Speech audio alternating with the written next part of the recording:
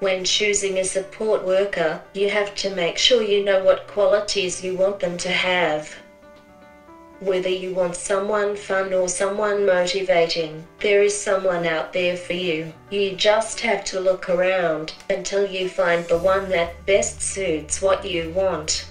There's a number of supports in my plan, but the main ones are the supports that have been transferred from the old block funding to the new, I think I call it flexible support, which is just basically means I've transferred my existing supports to being managed by the agency. And then there's also the self-directed supports, which they give me a budget which I can use to purchase services I require. Services which would be more ad hoc, so a little bit difficult to plan for.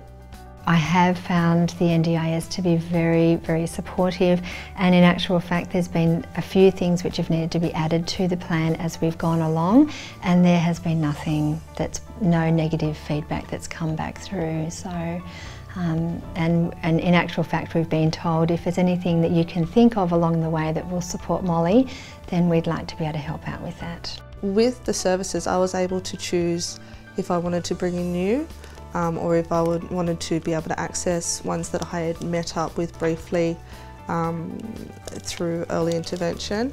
I was actually able to pick the therapist and put together my team of speech therapists, which was specialised in non-verbal and sensory issues, a physiotherapist that I'd worked with since Lily was 1, the occupational therapist which had come into contact with Lily at the group prelude sessions, the case planner at Prelude that was able to guide me in the right direction with everything. So, knowing that the NDIS was coming in and that one day we would be able to control that process, through Siobhan's Sport we're fortunate enough to meet a lot of support workers and see them, I guess, in that we were just standing back, I'm the parent of someone role, so they weren't on their best behaviour for me, they weren't doing anything, they were just being them.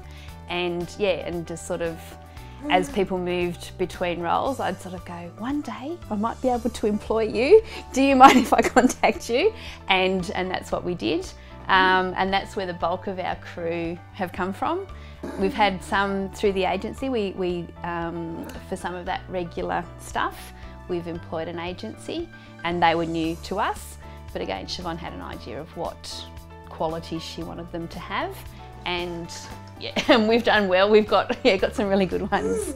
My advice for people with disabilities is look for your support worker who you are connected to. Go with your brain, go with your mind and say, is this the right one or is this the wrong one? They need to look for someone who can be connected to, someone that they can spend time with, someone to pretty much doing what they're doing, what they want out of life.